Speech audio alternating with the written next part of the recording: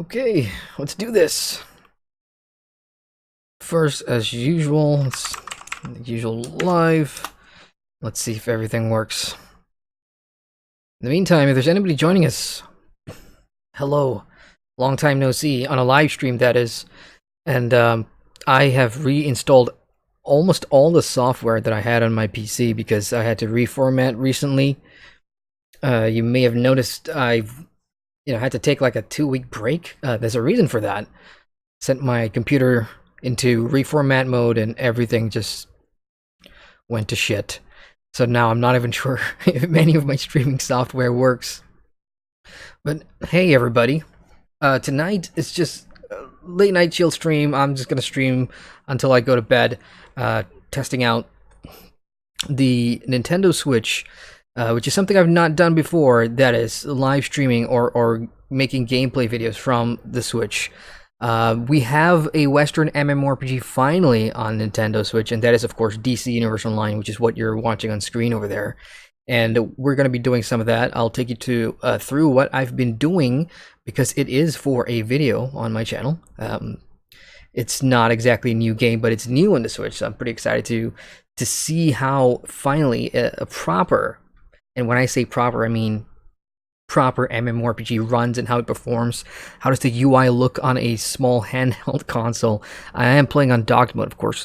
I'm just waiting for my damn restream chat thing to pick up on screen right now, and it's just not moving, unfortunately. So if there really is nothing I can do about it, then I'm gonna have to get rid of that on my screen. But yeah, I see a couple of folks in chat. We got Nick Scar says hello. Hey Nick, how you doing? And Mazidi as well says hi. Hi Mazidi, long time no see. How you folks doing? So yeah, unfortunately, your chat is not being picked up by my restream chat at the top right there, so I'm gonna have to take that out. Sorry, guys. So back to the editor. Let's see, where's restream? That's gonna go. Big shame. That's a big part of what I like to have your stuff on chat. Okay, let's jump into game, shall we? I first of all need to bring up. Damn it. I have no access to my chat.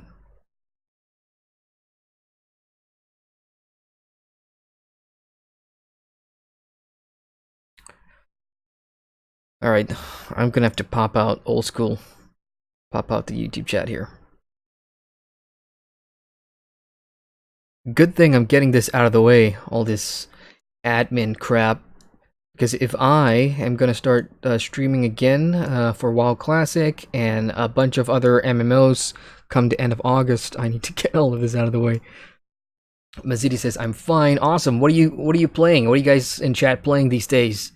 Okay, first of all, I guess, yeah, this is my Nintendo Switch. I play a whole bunch of games here. Recently, DC Universe Online, of course, and over here, Fire Emblem Three Houses. I'm just gonna say this, guys. This is the best non-MMORPG game I've played in 2019, hands down. If you're a fan of sort of JRPG narrative-driven games, and if you like deep moving stories that will make you cry and you'll feel empty after finishing the story, I highly recommend picking up Fire Emblem Three Houses. It is a turn-based tactical strategy game. Excellent English voiceovers. It's made in Japan. My favorite game on the Switch right now. But tonight we're gonna go do DC Universe Online, because that is of course an MMORPG. Let's go ahead and jump in, and I'll show you guys what I've been up to. Let me put up the in-game audio a little bit. Nick says playing some 7 days, 2 days with a friend, or Arc Solo, or doing. Sorry, that's 7 Days to Die, right? Yeah, I think I'm familiar with that game, 7 Days to Die. How's that going so far? Or Arc Solo. Arc's pretty interesting because they announced the Genesis sort of expansion, so it's going to be split up into 2 expansions, which is pretty interesting, I think. And ESO, of course. Here's a funny story. I finished the Elsewhere chapter maybe 2 weeks after Elsewhere came out, and this was toward the end of May, coming into June, and I started working on the review, and the review is actually done to a certain extent. And then Shadowbringers came out, and I dropped that dropped ESO completely to work on Shadowbringers, and I managed to get the Shadowbringers expansion review out, and I still haven't wrapped up the Elsewhere chapter, and it just got delayed and delayed and delayed, and it's still sitting in my library. So now what I'm going to do is I'm going to combine the Scalebreaker DLC together with the Elsewhere chapter, and I'll just do that, because I know I owe you guys that review. So here we are in the character selection screen for DCUO. You already see I have a level 9 character, and getting to level 9 is very easy.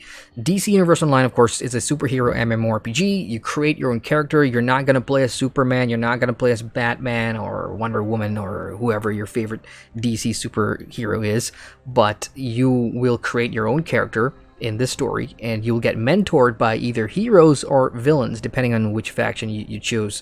So for my first character, I went with the hero side. I'm being mentored by Batman, and that's my character there. Kind of looks like Blade, but it's not. I do like the customization features it offers, so you can pick your mode of travel. You can be acrobatic, jumping around, climbing things, or you could fly, which is great. I like flying, so I picked flying. For weapons, you have a bunch of different stuff: sword, rifle, dual pistols. I picked pistols. And then you have like this magic element: fire, ice, earth. I picked fire. So there's a bunch of customization options that I really like with DCUO. It's the same as it's been since I first played it back in 2011. I may do like a new character run through just to show you guys how that customization thing goes on. And as for differences between what we have here in this version versus what we have on the PC version, I don't want to say it's the exact same, because there's lots of little differences that I'll go over. Checking in the chat, Mazidi says, I came back to Dragon Nest for story. That's cool. Dragon Nest is big here, right? It's big in Southeast Asia, big in Malaysia, of course, alongside games like Maple Story. So that's cool. I have not played Dragon Nest for a very long time. That may make me curious to go check it out. Galthrill in chat says, hey, I just dropping by while I cook and have a break from my own stream. Oh, nice. Yeah, I did see you streaming earlier. I wanted to drop by, but I decided to get the stream out of the way. Nick says, yep, hope Genesis will be great, but Extinction itself is great already. Like, I want to go back to Ark, guys. Like, honestly, it's just too much work. The last time I played Ark, usually when I play Ark, I play it in like a month batch. Play with some friends, take a break, and then everybody just disappears because it's too much work, and then gone. So yeah, that's that. Okay, so here we are in Gotham City, because Batman is my mentor for this character that I picked. Gotham City it is. So one of the key things with playing on a Nintendo Switch, of course, is you can use your Joy-Cons, or you can use your Pro Controller, and I highly suggest... Oh, son of a bitch. The car just ran right through me. And on the controller, I have to say, when it comes to combat, it really feels a little jarring, maybe the first hour, because you're trying to get used to the controls. So basically, your X button is going to be your main weapon. So mine is, of course, dual pistols. And then on the hotbar at the bottom there is going to be your sort of magic element. I picked fire, right? So holding your ZL button and ZR button is going to give you access to your skills at the bottom there. So far, again, if you're going to play this on the Nintendo Switch, it's free to play. It's gonna be a while before you get used to the controls, and I'll show you guys what I mean when I go play through the main story. Combat is gonna be a little hard, but it's not too much of a problem. Yeah, I just finished the first sort of solo dungeon where you have to fight Scarecrow as the boss. I just came out of that. So what's my objective now? Go to the East End GCPD station to continue your mission. The one thing that I absolutely hate with DCU on the Nintendo Switch right now, the console version, is the menu. So you hit plus to bring up your main menu, right? So that's your inventory, style. Cosmetics is a big part of DCU over here. You have your journal. Oh shit, I still have some stuff that I haven't completed yet. Let's go ahead and complete that. Hiding out. That's going to give me a dive hideout. Yeah, let's go claim that. Tool journal, homestead. Alert area 51. I do not remember that one. Defeat Brainiac's attack and... Okay, that's level 10. I'll wait for that. Let's do Heroic Grace. Let's go join Batwoman at the East End. So that's my current objective.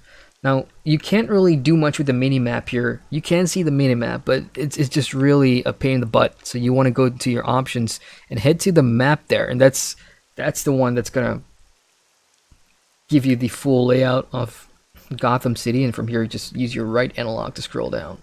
So there's a lot of things with the UI, especially when you're playing on console, that's really gets annoying with me. But, so what you got to do, I have DCUO installed on my PC as well, but you know, because it is on the Switch, the first Western MMORPG on the Switch, might as well do it for sort of like an impressions or whatever. So here's combat time. You got a bunch of Brainiacs minions on the street.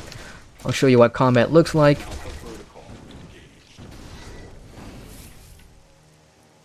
So one of the biggest issues you will notice is that if you're being surrounded by enemies, it's really hard to turn your point of view. There is an auto-targeting feature, which kind of helps when there's a lot of AoE necessary, and I'm gonna guess dungeons are gonna be really interesting for situations like that. But unlike in the PC, where you can use your mouse and turn your character as fast as possible to see what's attacking you or to try and get mechanics done, on the Nintendo Switch, it's really slow to do that. I think you can change the camera speed movement, but on its own, it does feel a little off. Nice to see other players running around though. I thought it's going to be like a ghost town on the Nintendo Switch, but it's actually not. There's quite a lot of players on launch day, and I jumped in on launch day too. So I see chat moving there. Let's go ahead and check up on chat. We have Lord Metachlorine says, hello, hey Lord Metachlorine. He says, DCUO? DCUO. Indeed. Galaxy says, I've played a little bit of 7 Days to Die as well with friends. It can be pretty fun. See, the problem is I don't have friends to play with. Like, I before you go all, like, all stuff like that, I know I can play with you folks, but I'm talking about, you know, certain games that we have in common. Like, my close friends, the only game that we share in common are usually, like, the sport games, like football, soccer, for you guys in the States, and other stuff. But that's about it. They won't join me for other games. Ark was the only one where I got some real-life best friends to play with me. Galthor says, you can't do everything, Adrian. True.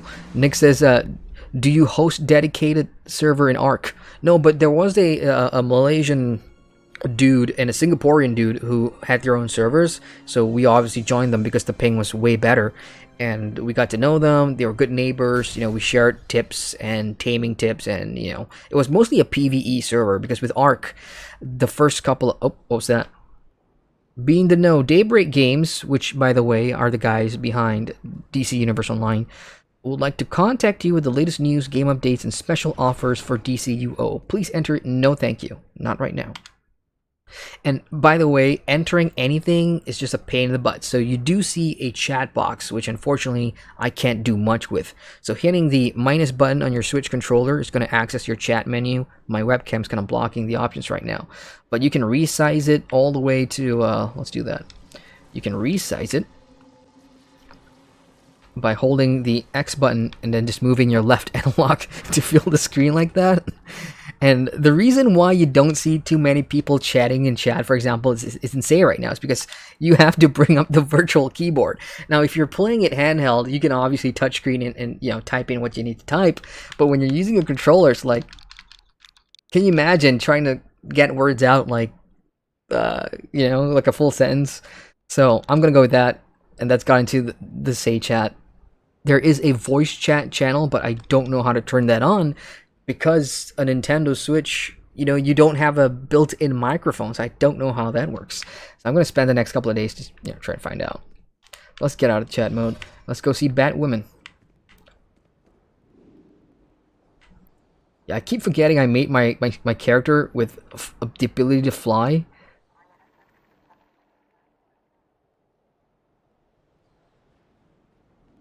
Oop, is that a quest? Booster Gold, and this is the Booster Gold Exploration Adventure Series. This adventure will take you to Gotham's notorious East End, one of the most dangerous areas of the city. I have no idea what a booster event is. Use the East End Crime Alley Kiosk, use the East End Free Clinic Kiosk. So it's just basically like an exploration quest, and then you get a Wayne family souvenir and $7. the cash symbols is basically in-game currency. Interesting. I'll just pick that up, but I'm not going to do that right away. Batwoman's my priority here. So yeah, you'll have a lot of these DC heroes about, and you just chat with them to pick up quests and whatnot. Checking back in chat, MediaCurrent says, oh, cars in PC, when I tried it, there was no traffic, or I never noticed. Really? I can't remember too much about the the PC version of DCUO. All I remember was making the same type of character and just running around. I didn't even know like much about the story back then because I don't know what I was doing. It was just like a test run. Galthul says, I think the Switch is going pretty good in general. So the Switch, I'm very impressed with it. Like, the reason I bought the Switch was because, you know, for a couple of reasons, but I did get that sneaky feeling that MMORPGs were going to come to it, and if it indeed were going to come to it, I was going to be there to see how much of an impact, you know, playing a game on that sort of console was going to be. And plus, Japan has a bunch of MMOs that hasn't been to the West, and I was hoping that they would make them sort of exclusive, localized globally on Switch. Games like Dragon Quest, for example, the MMO, and a couple of others. So, in hindsight, I guess I future-proofed myself, because in the end, what we got is DCUO has announced itself. It's here already. I'm playing it right now. Dauntless is coming, and while that is not an MMORPG, it's still another Western game that's really well received, and I think it's going to do pretty well on Switch. So now it's just a matter of the other guys. Okay, is WoW going to come over? Can ESO do it? Can Guild Wars do it? Can, you know, all the other MMOs do it? I think it will be pretty fun if they can. So, alright, Batwoman, what do you got? Thanks to your help, Scarecrow's back in Arkham. But now we've got a new fire to put out. Bane's back on the Venom and taking over Cape Carmine. Sound like a dream job? Mission completed. You've defeated your first supervillain and are on your way to becoming a legendary hero. Press the plus button to open your journal and collect your mission reward. So yeah, that's basically it. If you've never played DCU before, again, you're not going to be controlling DC characters. You're going to be playing alongside them. So as part of the hero faction, the League, as Batman calls it, you'll pick up missions from all of these well-known DC characters, and then you'll fight DC villains. At the same time, you can create a DC villain yourself and join Joker and, you know, whoever else, and then your dungeon bosses or whatever will be like DC heroes. So I do like that duality aspect of it. I think that's pretty cool. Let's go ahead and do that. That's going to give me a Synthium plated chest guard, XP plus booster box, and a source mark. Now, I want to take you guys to the store in a short while, because there are things about DCUO that I'm not a big fan of when it comes to monetization, because I don't ever remember them trying to go to the Star Wars way of doing things. I'll see chat moving there. Geltril says, I think the Switch... I read that already, right? Geltril also says, Adrian, I'll join you, even if it's 4 a.m. Look, I troubled you with the whole WoW Classic discussion thing, where Galthul and chat had to stay up until 4 a.m. While we were doing our WoW Classic discussion. So, yeah, that was painful, huh? We got Ramster in chat. Hey, Ramster, how you doing? Welcome. It says DCUO on Switch. Yes, sir. DCUO on the Nintendo Switch. Again, I'm covering this for a review of some sort. You'll see me talk about it on my channel in the near future. I want to get up to as high as possible. I have the PC version installed as well, but oh well. Geltru says apparently so. We got Ruglador. Hey Rug, he says, did you make your character look like Neo from the Matrix on purpose? Not really, but I guess you could say so when you put it that way. I mean, I'm not sure if you guys noticed, but I'm a big fan of the color black. I like to dress in black. I like having most of my characters, if possible, wear black. So, yeah, I'll take it. I like Keanu Reeves, and I think a lot of people do too. Brainiac is attacking. He's targeting sites to bottle and bombarding us with troops. We need your help before it gets worse. Alright, I'm just going to pick a whole bunch of quests, and we'll go do all of them. You took out a Brainiac ship, so taking out his forces on the ground should be a cakewalk. He's staging his front line nearby. Head over there and kick some can. So the first part of the story, at least for the hero side, is Brainiac is, I guess, I don't know how you want to classify this, because I've never gotten to level cap in DCU on the PC, but Brainiac is like sort of the villain in the first part. And he's got this invasion going on in Gotham City. I think it's the same for Metropolis as well, where Superman and Wonder Woman is. And basically, all the villains are, doing things with Brainiac. They're turning people loose. The whole part 1 thing with Scarecrow was just making the population go crazy with hallucinations. So it was your job to, get rid of that hallucinating gas. And I don't know if it's very authentic to DC comic books. I honestly can't speak for that, but I do like the way the story's retold here. I mean, it's easy to follow. It's very comic book-like, if that's important to you. As for open world content, this is one of the things that I don't remember when I played DCUO 8 years ago. These are sort of like open world activities. This is a race, by the way. So because I am a flying superhero, I can take part in races that appear in various different parts of the DCUO world. So I'm in Gotham, for example. So let's go in and do this one. 3, 2, 1, go. So I am a flying character, and now I've got to fly through hoops within the time limit to... Oh, shit. Did I miss that? No. To pick up a prize. And because it's a controller, guys, I'm telling you right now, I'm not used to playing an MMORPG on console. This is, in fact, the first time I am doing it. I do not have a PlayStation. I do not have an Xbox. I only have a Switch. So this is like my first MMORPG proper using a controller. And I can tell you right now, I am not used to the movement aspect of it. It's going to take a while. I am aware, like, for PC versions, you can use your controller to play Elder Scrolls Online, you can use your controller to play Final Fantasy, but those are optional.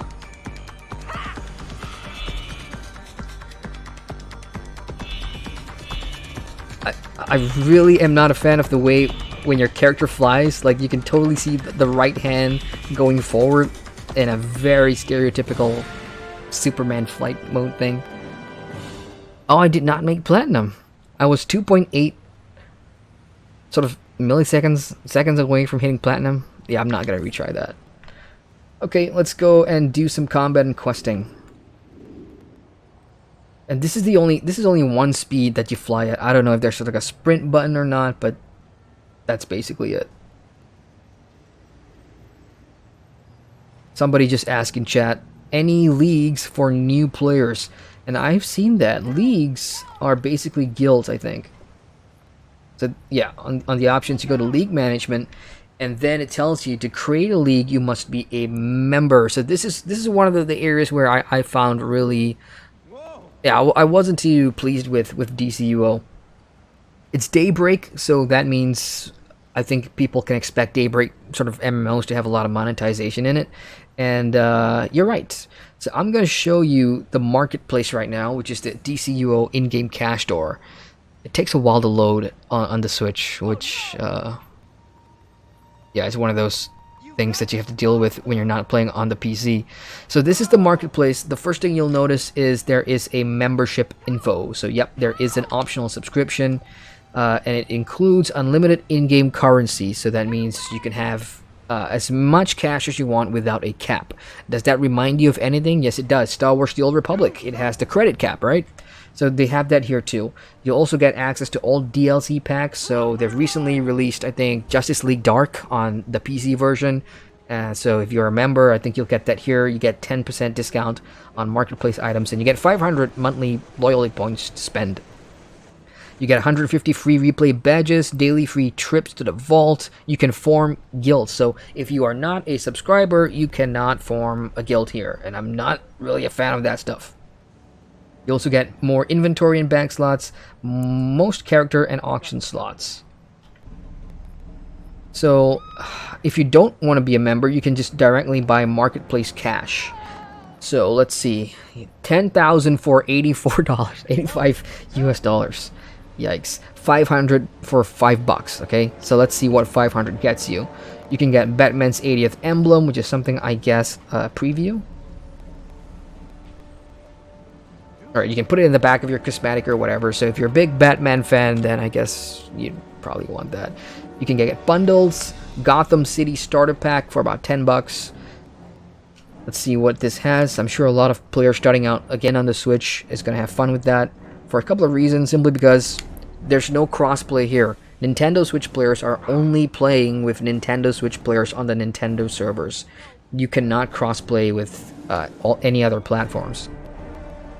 So the starter pack gets you 25% permanent experience boost, and you can call the aid of Batman or Joker if you're a villain. You got 25 source marks. Yeah, a couple of these stuff I'm not familiar with, simply because I've never gotten far in DCO before, so I can't really tell you what these are. You can buy a la carte or individual episodes. Let's see how many episodes are there.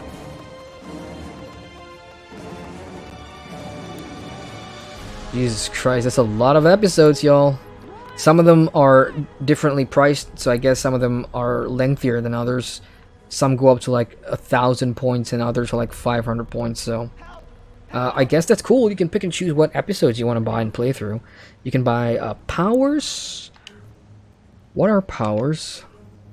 Unlock access to the powers light, electricity, earth. Huh.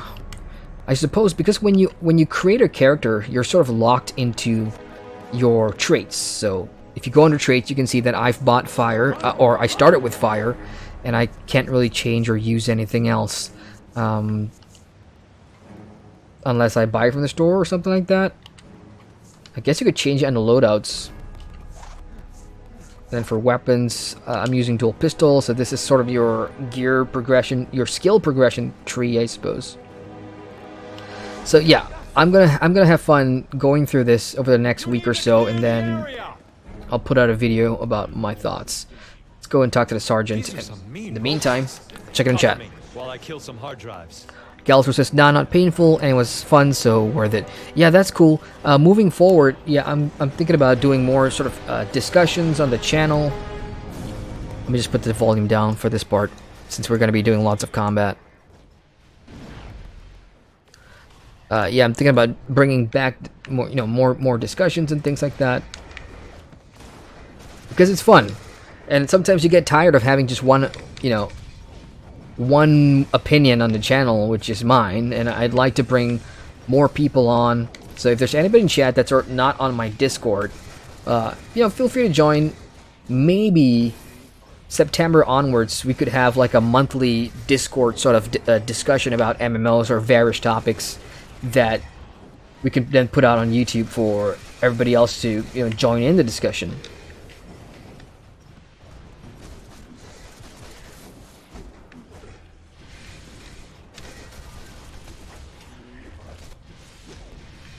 Yeah, I really wish I could turn the camera as quickly as possible if I'm facing an enemy that's kind of like to my periphery on the left or the right. Otherwise, you have to just move your right thumb on the right analog and do that manually, which is a real pain in the butt. But otherwise, it's kind of fun with the action-y combat system. You just go to town on your various different skills and use combos. You do have combos, by the way, for your chosen class or whatnot.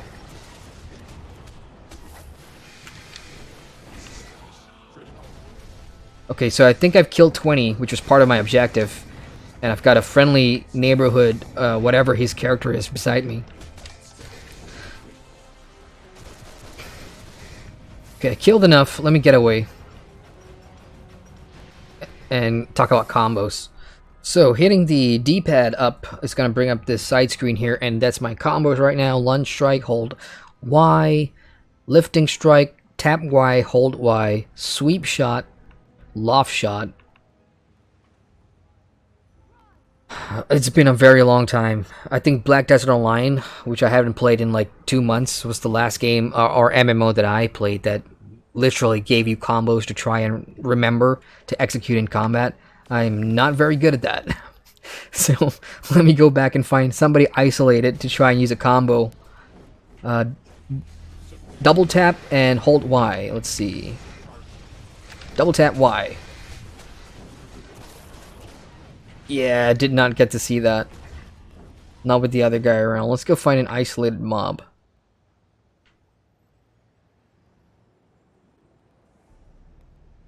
Where the hell are the enemies when you need some?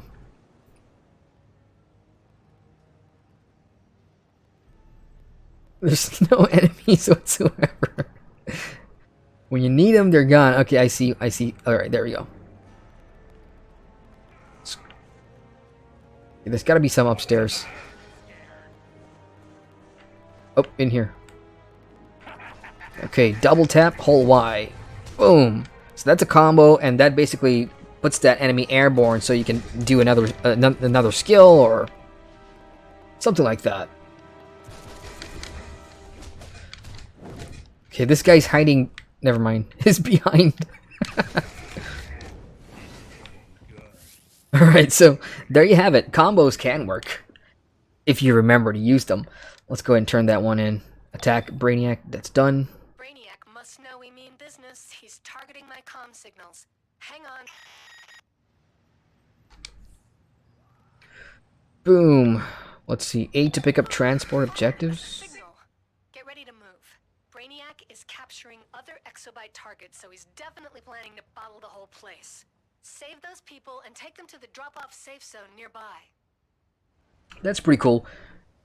Besides just picking up quests from sort of like your own heroes, Batman, whoever, when you explore the world, you'll also come across sort of like, I don't want to call them in-game events because they're not sort of events, but they're sort of, I suppose when you hit a certain district or a location, then you'll pick up an active quest in the area. So it's not exactly a quest up crawl because it's very easy to, you know, just go on exploring because the world of DCO is that sort of game. You know, I like the openness of the world. You can explore and do a lot of parkour depending on what kind of character or superhero you are.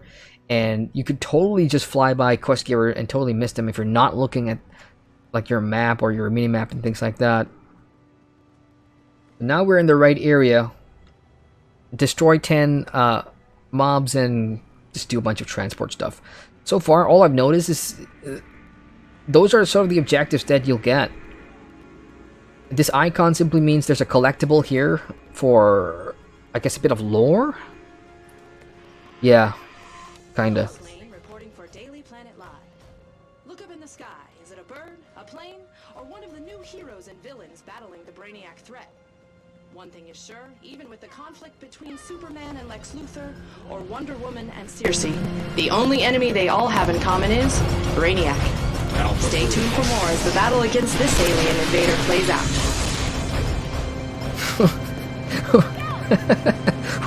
What just happened there? What?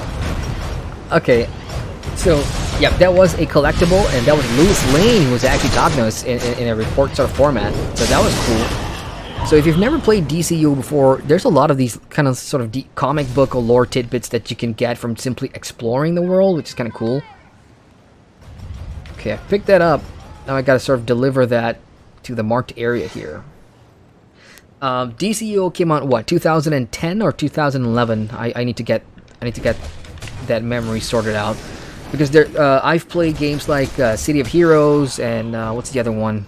Champions Online, and a lot of the starter areas for these superhero MMORPGs are pretty much almost the same thing. You know, you start with a city and you're going and saving people and just establishing things. The only difference is those games do not have a set IP or a franchise or a source material to pull from, whereas DC Universal Online has that. So obviously it has the longevity, and of course it does have the player base, especially on the PC, to sort of stick around longer. It's unfortunate. I wish I could say the same for Marvel. Marvel Heroes was I like Marvel Heroes a lot because it was sort of your top-down ARPG Diablo-style MMO that I really enjoyed. Plus, there's the whole factor that you do get to play as your favorite Marvel superheroes. Not quite the case here in DC. And I don't want to start a DC versus Marvel war right now, but I of course like Marvel better because Marvel was the one that got me into sort of superheroes and these superhero games, but I don't mind DC at all. I actually like the characters and the movies and the stories, so.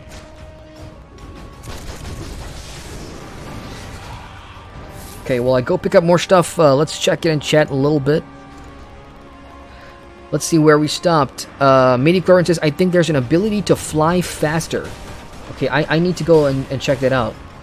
Because the flight speed is definitely something that I'm sort of struggling with.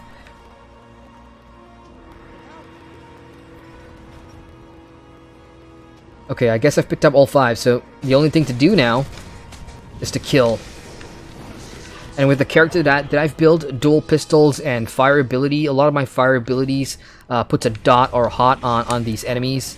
And then as you use your pistols, you do more damage and you sort of crit more.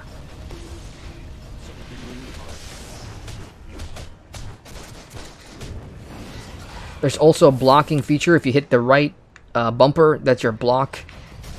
And you can totally see I'm kind of immune for a while.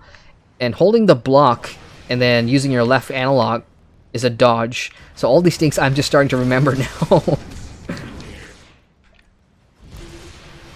Right, so the game does tell you you can break out of things like that, some CC, if you're out in the landscape and you do come across CC abilities from your enemies. 3 more? Yeah. At this point, maybe I'm about 4 hours in. If you ask me, PC or Switch? Right now, I'm gonna be honest with you, I'd say play on the PC. I think with the amount of control that you can get from using your keyboard and mouse, especially if you have like a Razer Naga with all your buttons, I think you'll have a lot more fun. It's quite a struggle trying to remember combos and everything on the Switch's Pro controller, or for any other controller for that matter. I'm just flying the hell away from there.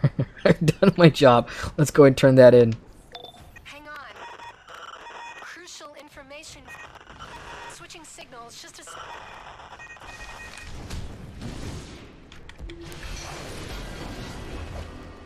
Feat achieved. Escape artist. Made him mad. He's targeting all of my comm frequencies.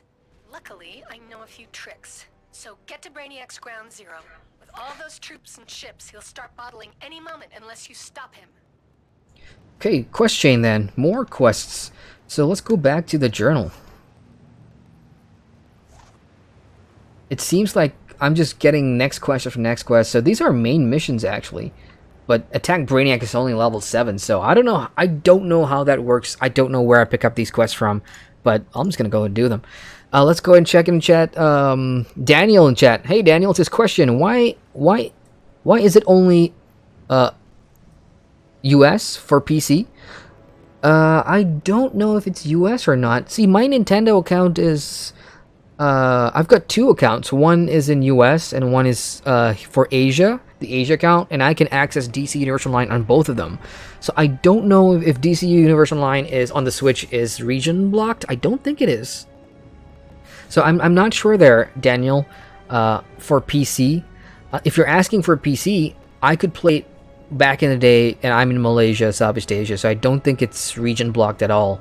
Although I could be wrong. I may be ignorant to other regions around the world. Where are you from, Daniel? And yeah, let me know what kind of struggle you're having trying to access DCU on the PC, because I don't think DC would have a region block. We have Andang in chat. Hey Andang, how you doing, man? Long time no see. Galfer says, hey Andang. Cool. Feats. You completed a feat. Feats keep track of major accomplishments. Completing feats reward feat points. Get 100 feat points to earn a skill point. Oh, that's stingy. 100 feats. So this is the feat screen, and I have 0 feat points because I do not have 100. So what are these achievements? Yep, it does look like it. I've done Breakout Artist, Determined. Under General, you have a bunch more stuff. Knight of Justice, Aerial Antics from level 30. Oh my god, that's a lot of feats. Exploration, Gotham, Metropolis. You have raid ones as well. So, okay, cool. Besides just doing your usual PvE or PvP stuff, you have things to chase and try and accomplish in-game. And 100 of them for a skill point, that's a little stingy in my opinion. Maybe 50. Skill points, I'm quite sure I have enough for, like, my next one. Ah, Flight. Okay, I've got 2 skill points. I've spent 5. Let's see what I can do with Flight. By holding the toggle fast movement button while flying rockets you forward at sonic speeds. That's what you were talking about, Lord Midichlorian. And that's... I've just saw this, so I'm gonna go ahead and buy that straight away. Spend 1 point on supersonic. Yes. Let's see. Knocks down enemies anytime you dive downward and have reached critical velocity. That sounds good. I'm buying that too. Okay, now let's see how to use the boost.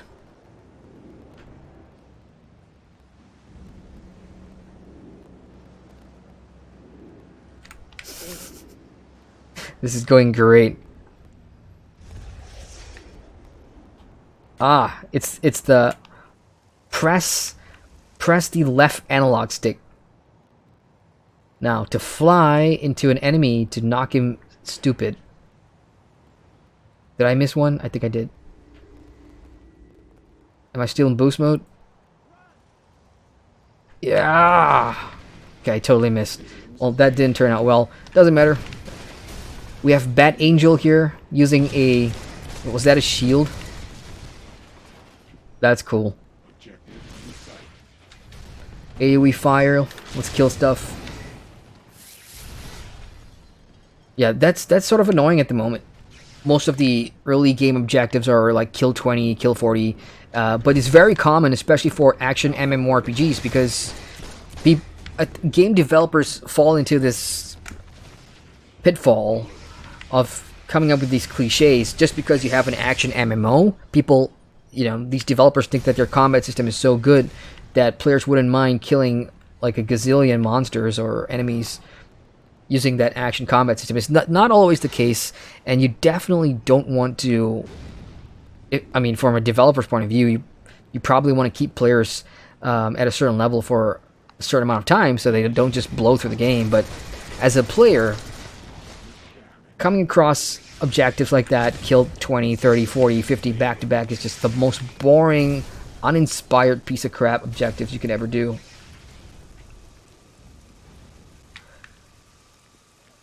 No open tapping? I do not think so. I'm going to have to go and find all these other shield towers or whatever to take out when there's no other player in the vicinity.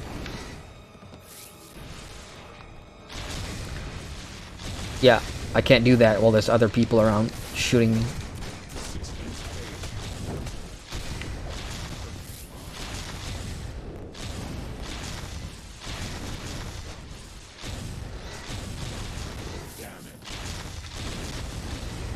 Well, they respawn pretty quick. Okay, I think I've cleared everything. If they're gonna throw them at you in waves like that, then everything that I bitched about having to kill multiple enemies, that sort of takes care of itself, because I'm already done with the objectives. Okay, a couple more to go. That's like my favorite fire skill at the moment, because you can pretty much one-shot a lot of these stray mobs. Anything else? I do have one. It looks like a bomb icon there. Let's try that. Mass detonation. That's also another instant kill.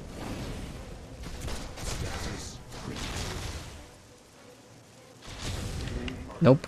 Interrupted. The AI is not very smart, is it?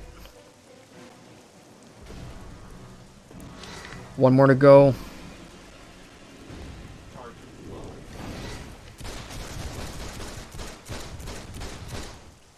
Yeah, if you're tired of using your fire skills, you can just go to town with your guns. Oh, water. Okay, let's see if there's swimming. Oh, there is! I was not expecting that. Okay, you can swim in DCUO. You can't go beneath the waves, I don't think. But I was not expecting that. Water physics and swimming. Alright, let's fly up. Okay, I'm going to turn this quest in and check it in chat. Okay, so I think I've done that one. Let's turn this one in. Nice aim. Those were the comma rays messing with my signal. All systems go, and Brainiac doesn't even know what hit him. Head back to the safe house for a hero's welcome. Sweet, so I guess that question's done. I know I picked up a bunch of new items as well, so let's go and put them on. So your inventory has... I'm going to sound like a broken record here, but with how the UI functions and everything is kind of clunky, right? So experience booster box, I'm not going to use that. Cynthium plated chest guard, level 4. It obviously tells you that it's got better stats with the green and everything, so I'm gonna put that on. I don't know how to toggle. Okay, toggle tooltip is hit the right analog, left analog. I'd like to have like a side-by-side comparison. That's how it is for MMOs, but I guess when you're playing on console, especially if you're playing DCUO on handheld mode, you don't have sort of that option really, so you're just stuck with that. And the one thing I really do like is that in the character creation screen, you have your style, which is basically you pick what you want to wear, your leather jackets, your tight spandex underwear, whatever. And once you've set that in stone, that doesn't change. So that means if you're going to pick up a cape item or a chest guard item, when you equip it like what I'm about to do now, look, it does not change your style. So if you have set in your head, this is how my superhero is going to look for the rest of the game, that's how it's going to look for the rest of the game. Of course, you can make modifications, and that's in the next tab called Style. So, I'm not sure exactly how do I change this stuff. Maybe these are separate cosmetic items, or I can just drag and drop, or at least I think on the PC version, you can drag and drop items from your inventory here to save or cosmetic slot or something like that. Colors, you can change your color palette, and then materials, I don't have any yet, and these are just your character titles, so. Hey, presto. Let's go to Cape Carmine now. That's where we were needed, and that's like halfway across the map, so I'm going to use my boost. Nope, that didn't work. There we go. So now I am flying faster. So, yeah, from a social community standpoint, because it's the Nintendo Switch, because it's harder to chat using a chat or the on-screen keyboard, the world kind of feels very empty. It's like you're playing a single-player game almost. Bane is back in Gotham. He uses venom to fuel his immense strength and brutality. And now his gang is selling the stuff all over the East End. Venom's a short-lasting steroid, not your typical street drug. Take some samples for analysis and get that venom off the streets. Yeah, that was Batman's voice. Bane is back, and yeah, I guess if you really like your DC villains or whatever, they just keep coming back to back to back. So we got rid of Scarecrow, we just did Bane. Brainiac's in town, I guess Joker's somewhere in here as well. But these are just like the popular sort of mainstream DC villains that a lot of casual people that not really follow the comics would know. But there's a lot more too that, like I said, the source material that they can draw from that I think superhero fans will appreciate. Of course, my video is going to focus more on the MMORPG aspects of DCUO, not so much sort of the DC authenticity, because I don't think I am the right person to go through that. Alright, check in chat. I see Daniel saying something in there. YM looking on the YouTube from UK, was just wondering. Thanks for the response. Oh, no problem. Yeah, I don't think there should be any region block for DCUO, so I think you're good to go. So I'm not going to go jump into that quest right away.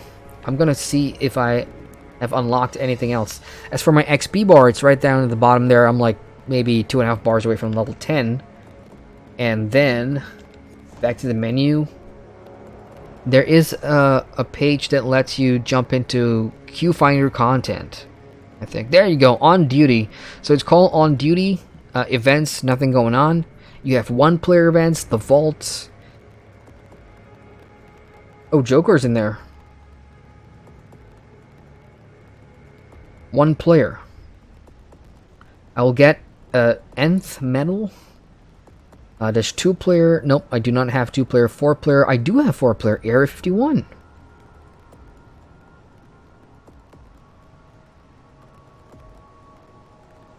Eight-player arena PvP. That unlocks at level 10. So I'm like very close to unlocking PvP in this game. And then you got Legends PvP. Oh, look at that.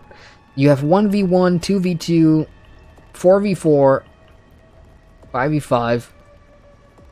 Alright, I'm going to jump into PvP right now. Let's do some 1v1 Batcave PvP. King of the Hill, Reward Marks of Legend, Marks of Valor. Again, I'm quite new to DCU. I don't exactly know what those do. And the objective is defend or sabotage the Batcave's main computer. Alright, let's do it. Let's hit select. Let's queue for some 1v1. Except I don't know how that works. Was that selected? Okay. Add scenario. And execute. Alright. Oh, I still need to pick my Legends character, it says. How do I do that?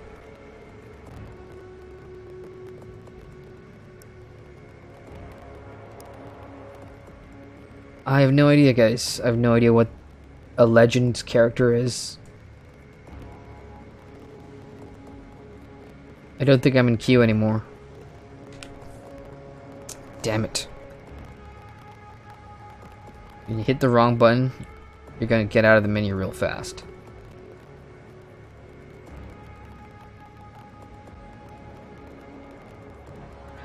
Let's do that again.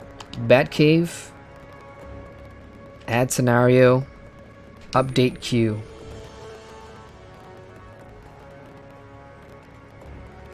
Yep, so it looks like I'm in queue for something, so let's see how many other people are queuing for that sort of Legends PvP. I'll give it a couple of minutes, so now I guess we can get to the chatty part of the stream.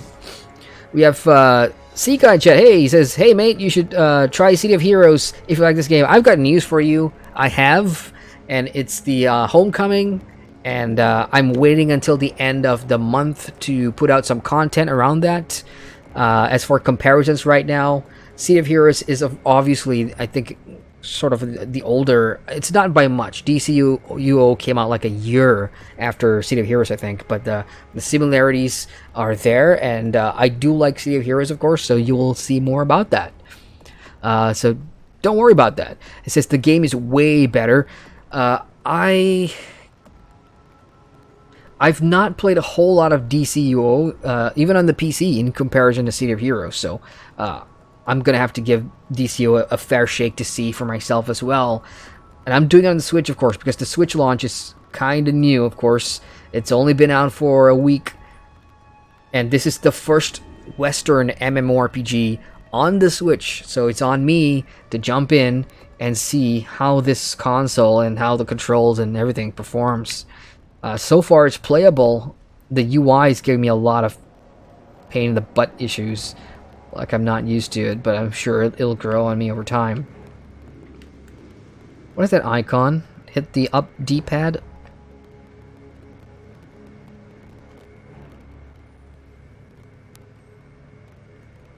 Yeah, this is basically your sort of like quick menu, open duty menu. I think I am still in queue, right? Yeah, I'm in queue.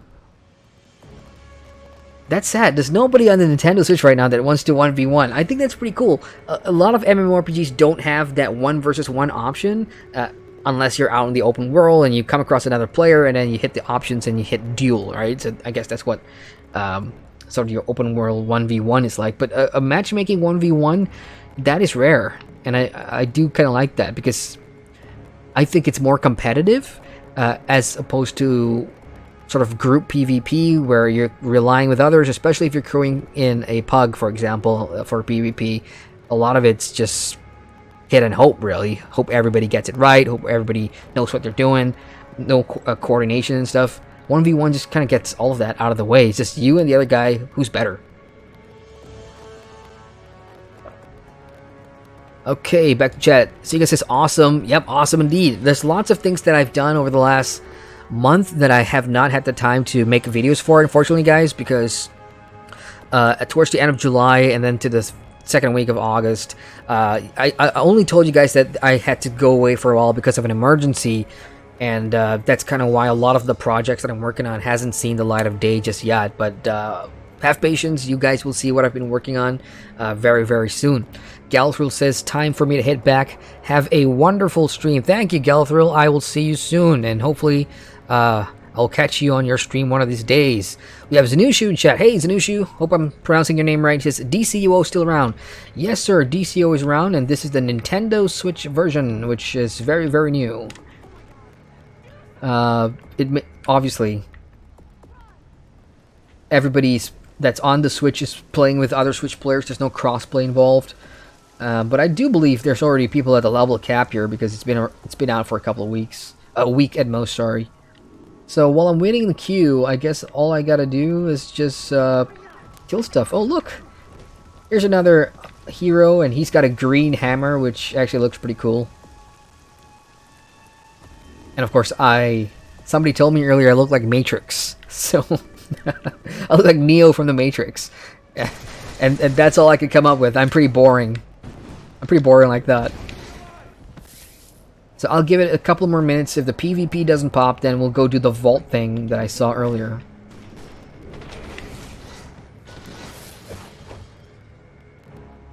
Alright, take out strongman delivering venom. Oh, hang on. Exclamation mark.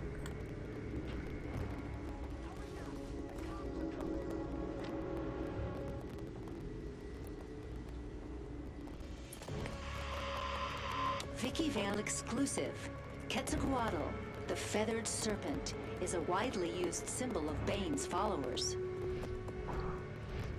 Alright, that was more of a FYI than anything else. Sika says, you gonna try WoW Classic when it comes out? Yep, I'm going to give it a shot. My WoW sub is running.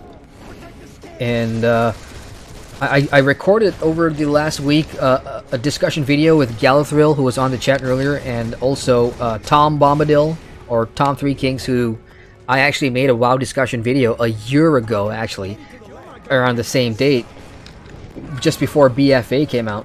So three of us got together and we talked about all things WoW Classic, from, you know, the perception about how retail World of Warcraft, Battle for Azeroth, has sort of fallen from grace. Like, everybody's painting WoW Classic to be the savior of World of Warcraft as a franchise, you know, and that puts a lot of pressure on Blizzard and WoW Classic. And at the same time, there is this real risk of people hyping out WoW Classic so much that even the most casual new generation players who don't really fit into the category of the demographic that WoW Classic was made for, there's a risk that these people are going to go play WoW Classic and hate it so much because it's so different and a lot more difficult. There's not a whole lot of hand-holding, and then they're the ones who are going to say, yeah, WoW Classic sucks, and, you know, it just puts Blizzard in a really no-win situation. So we talked about a whole lot of that on our discussion video. I'm curious, of course, because I myself didn't play World of Warcraft when it launched in 2004, so I sort of missed out on that golden opportunity back in the day. So having that experience, I think, will be... Oh, yay! Level 10, tank roll. You unlock the tank roll. Protect your allies by being durable and putting yourself in harm's way. Press the D-pad up and select switch roll to switch to tank roll. Nice. I don't know if I want to do that yet. I kind of like doing my DPS thingy-majingy. But yeah, as I was saying, I'm looking forward to going in and having that experience that I've never had or never got the opportunity to have. But, you know, because of what I do, I'm very well aware of WoW Classic and the sort of challenges it gives to gamers made for a time when MMORPGs were just starting to come into the limelight as this open world adventure where you rely on others as much as yourself to get things done. So, yeah, looking forward to it. Are you going to be jumping to Classic, Saika? Will you be on there? And just for everybody's information, I've already done my character name registration. I can't remember what server I picked. I forgot, because I did it in a rush. When Blizzard opened up their name reservations, I saw the servers going from light then to full, or, you know, so I panicked and I just picked one US server. Starts with an A, I think, and it's a standard server. I don't have the balls to do PvP yet, so I'm on a US server at the moment. Anybody else for WoW Classic in chat? Mazidi says, just for info, Titanfall 2 has 1v1, and yes, it's FPS. I like that. See, I like that. I like when games sort of go do something different and add sort of 1v1 in it. Alright, so I'm going to leave queue because I don't think anyone's queued up for PvP. So, unfortunately, no PvP on stream tonight. At the same time, I did level 10. I did hit level 10. So, let's see what I have.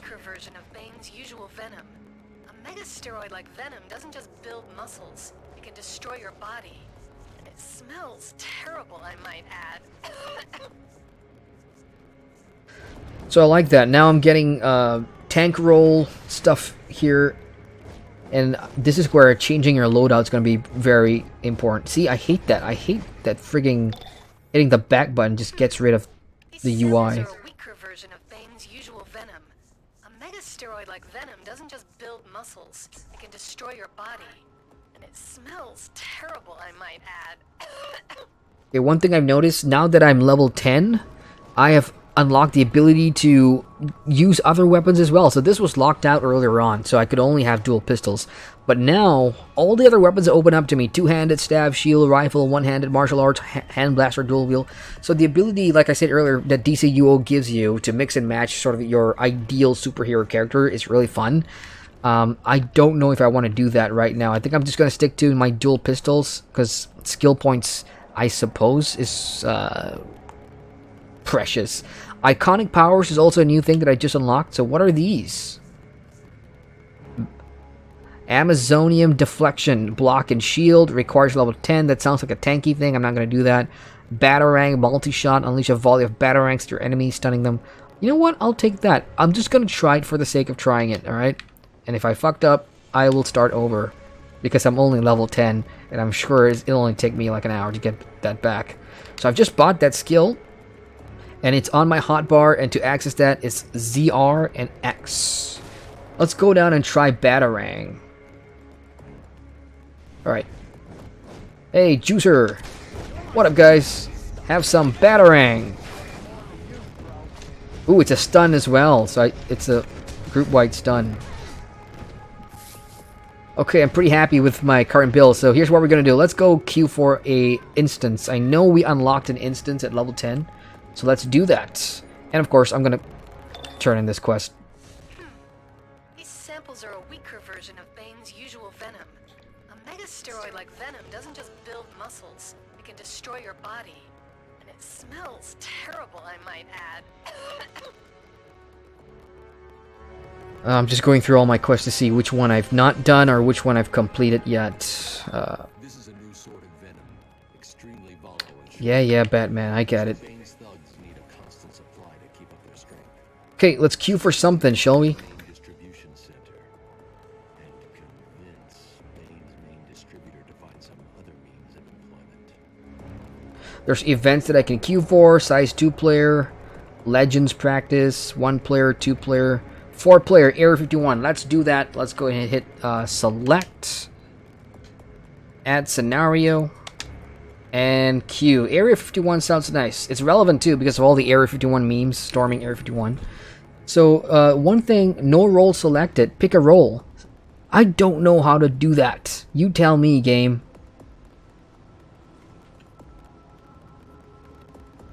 Okay, never mind. Tank or damage? Damage. So that's my role. Confirm. I don't know what I pressed, but that's basically it. So here we go. First instance. This is going to be a first dungeon on the Nintendo Switch. I'm excited. I can't believe I'm playing an MMORPG on the Nintendo Switch, and this is a proper AAA Western MMO, and I'm about to do a dungeon. It's surreal. Press ready to continue. Ready. All right, queue processing. This is going to be interesting. I don't know how it'll turn out. I'm probably going to fuck it up because, again, using the controller and playing an MMO, I'm not used to that. Alright, checking in chat. Psycho says, I'd love to go back to Battle for Azeroth, but the community is cancer right now, especially without a guild. Getting into a group is a pain. I feel you, man. Like, I'm not sure what was that? Boop has donated $1. Hey, Boop, he says, World of Warcraft has always been an MMO that catered toward the casual demographic. Even back in 2004, World of Warcraft was still the casual MMO player's game. Everyone going into Classic that's expecting something perfect and great is due to nostalgia glasses. First of all, Boop, hey, thank you so much for the donation, man. I really appreciate that. And secondly, your point is exactly what we discussed on the discussion video that you guys are going to see toward the end of the month.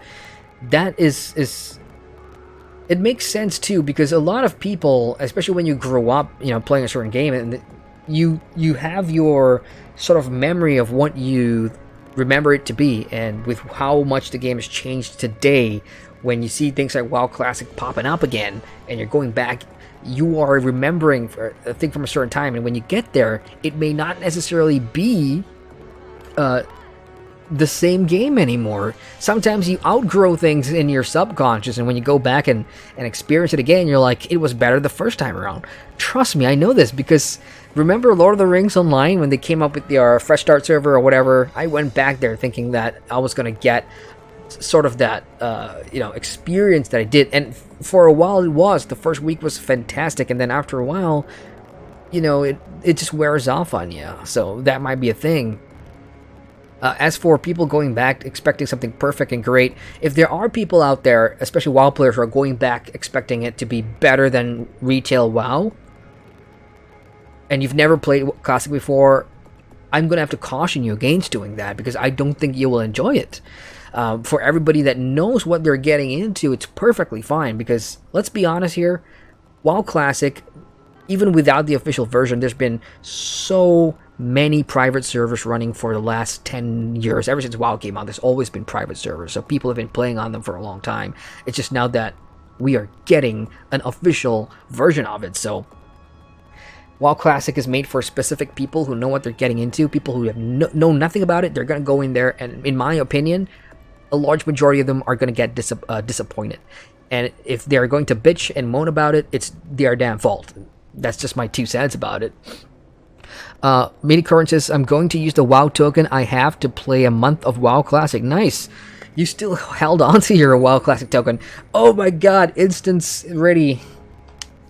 I am excited. First Nintendo Switch MMORPG dungeon run. And I will fuck it up.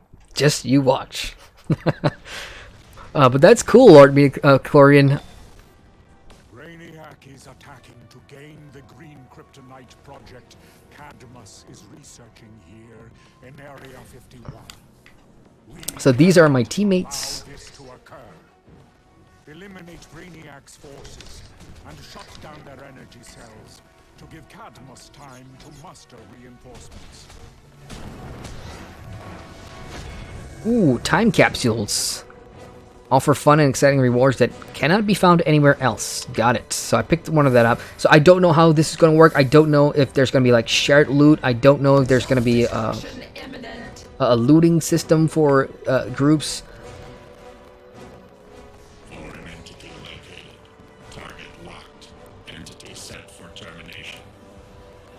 I have no idea what that was because the subtitles completely ruined everything. Where's the rest of my group? Okay, I've got one guy here. I'm just gonna follow City. Because I don't know what's going on. Are we supposed to interact with everything?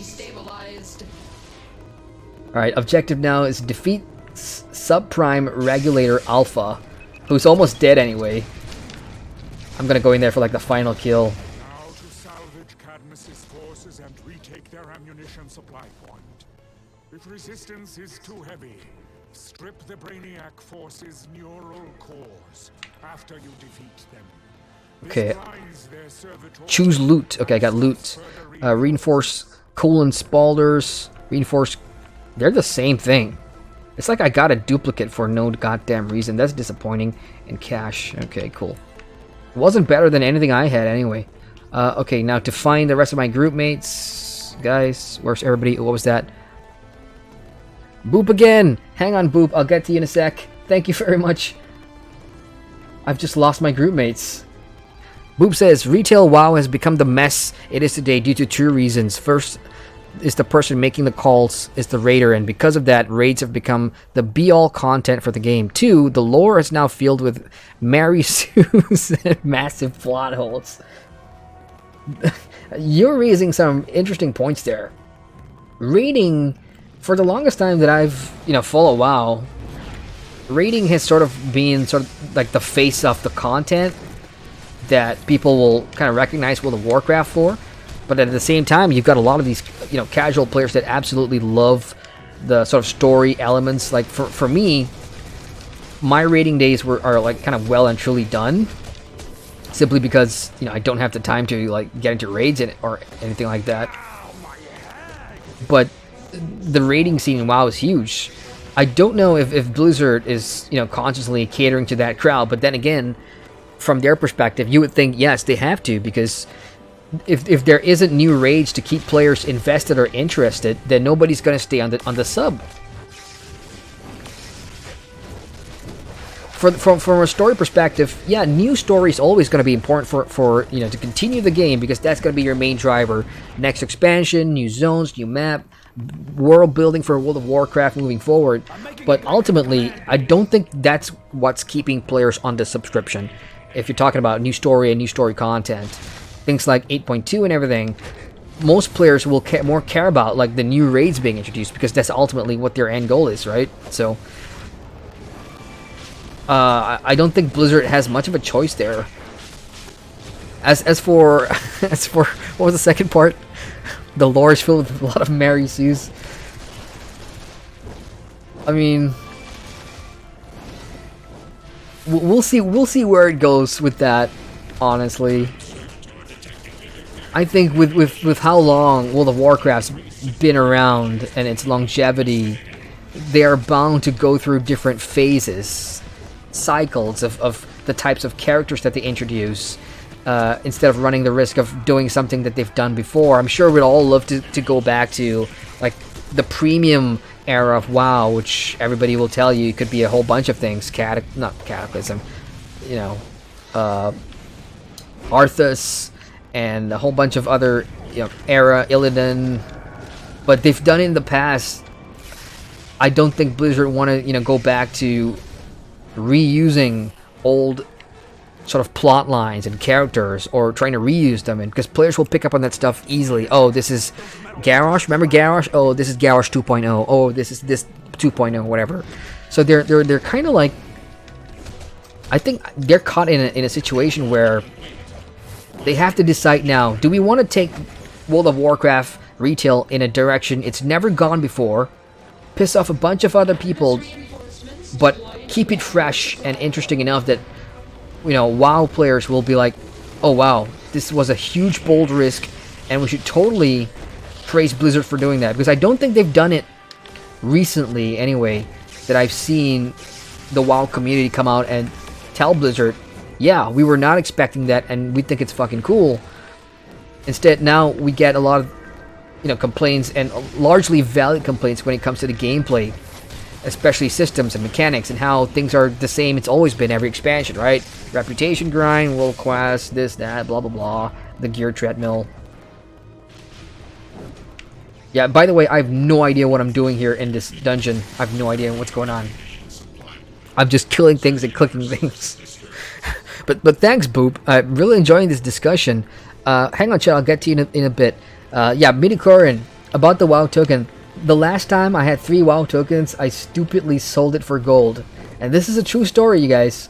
Remember when I was reviewing my Battle for Azeroth run-through?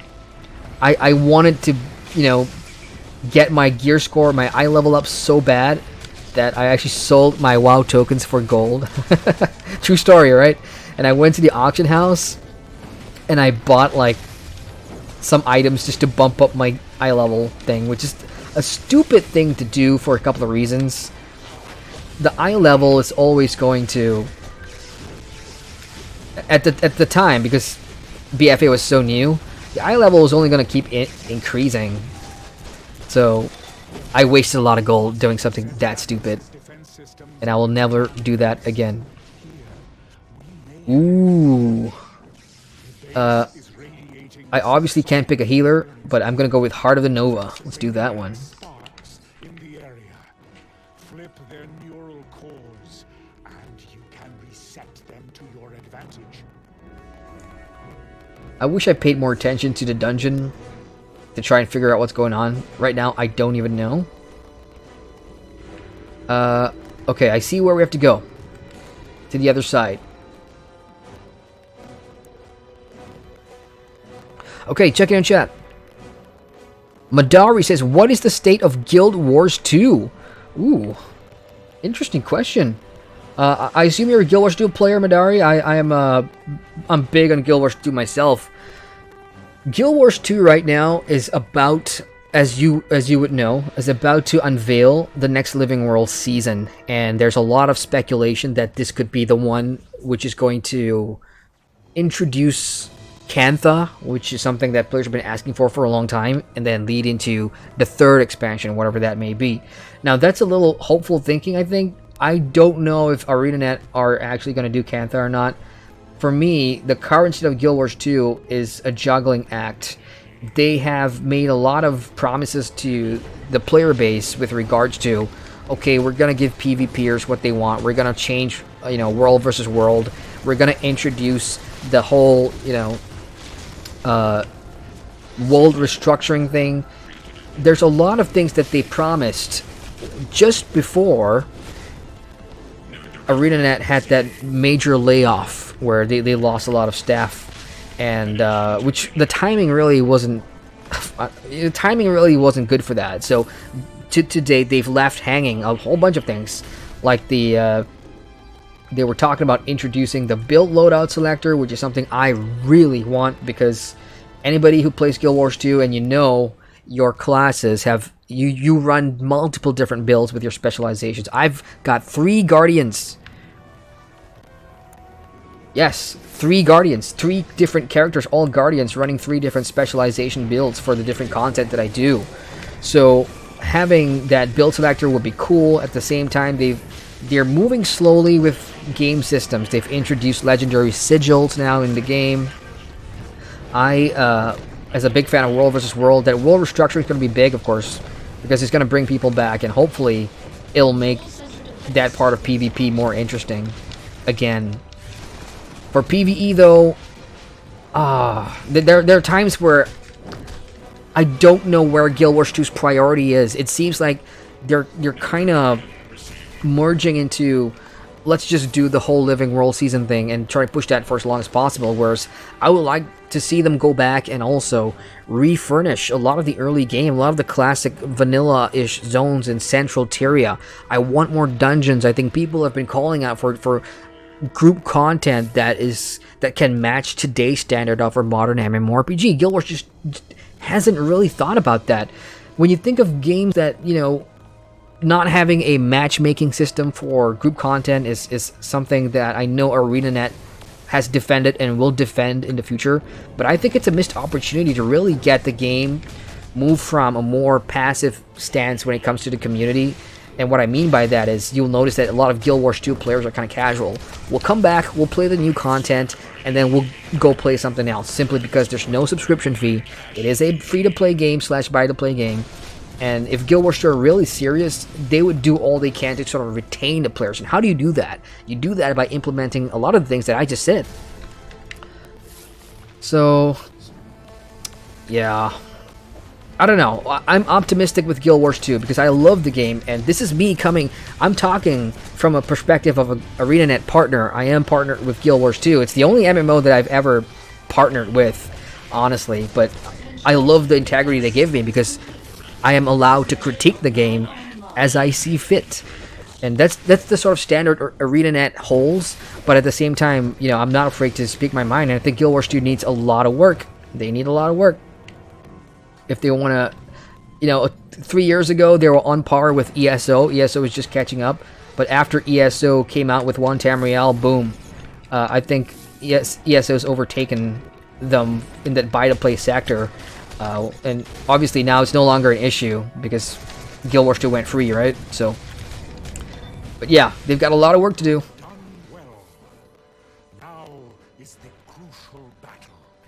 More loot. Oh, that looks good. Ah, it's a healing gear, and I'm not even a healer.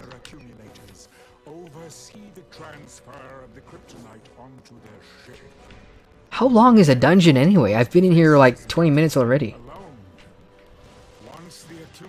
So you can totally tell I'm a newbie to DCUO because I don't know how things work. And the fact that I'm playing on the Switch is also an interesting point. Okay, I guess we're going to... Yeah, I'm just looking at the minimap. I'm just going to go full the rest of my group.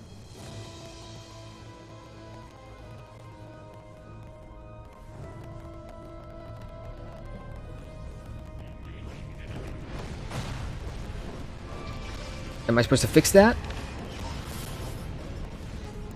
No, I'm supposed to deliver it to the middle, I think. I don't actually know what I'm supposed to do with these crystals.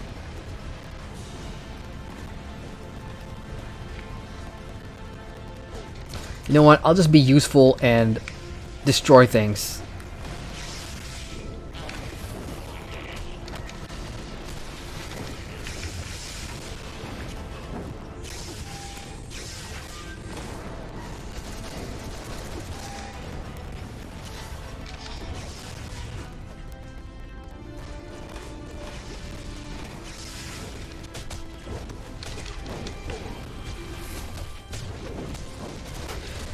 Having two superheroes just bashing a guy in melee. It's kind of fun. Oh, did I just get... Yeah, I got knocked out. You will not stun me, and you will not stun them. Wham! Yeah, the combat's pretty fun. Once you get a hold of your skills, and once you remember to use your damn combos. Okay, I'm gonna check in chat some more. Where are we? Meeting Current says, I'm picturing the chat of WoW streamers in WoW Classic. WoW Killer, Omega LOL, over and over, and thinking themselves funny. He also says, I didn't play vanilla. I arrived at WoW past years, a month or so before BFA. Nice. Yeah, most of you guys that follow my channel, you guys will know that I started toward the end of Legion, early 2008. That's when I got into World of Warcraft, so that's kind of why. Oh, hang on. Group loot, there we go. Majestic brainwashing schema, I have no idea what that is. Greed or need, I'm gonna greed. Okay, here's a boss, Prime Servitor. Okay, up we go, let's go and kick his ass. Together. Oh, we're going on to... Oh! Okay, I don't know who's tanking, I don't know who's healing, but... I'm just gonna use all the skills in my arsenal and just do something.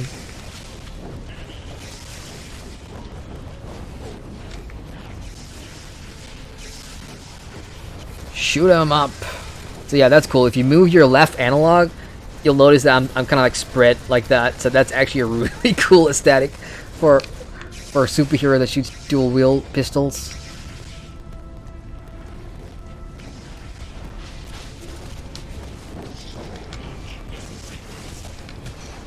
Boom! Feat achieved. Brick 25 orange restoration barrels. Although I don't remember doing that. I don't even see barrels out there.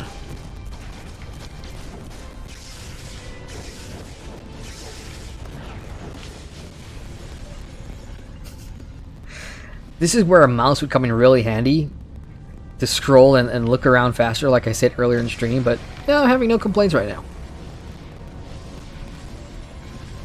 Are we supposed to consume all these red orbs to bring him down?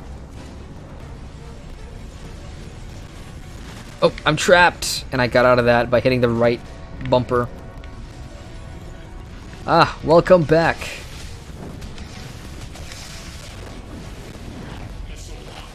Time to use all the skills that I have. I think I have aggro. Could be wrong. It's almost down. 10%. Come on, folks. Use your big skills. Let's do this. Bam! I think we got it. Life. An interesting concept, yet ultimately flawed. As is this insignificant speck. Useful only as the key to unlocking the multiverse itself. I have harvested entire galaxies for their data, leaving nothing behind. Let their champions attempt to defeat me. Let them swell their ranks with powers stolen from their own future's defeat.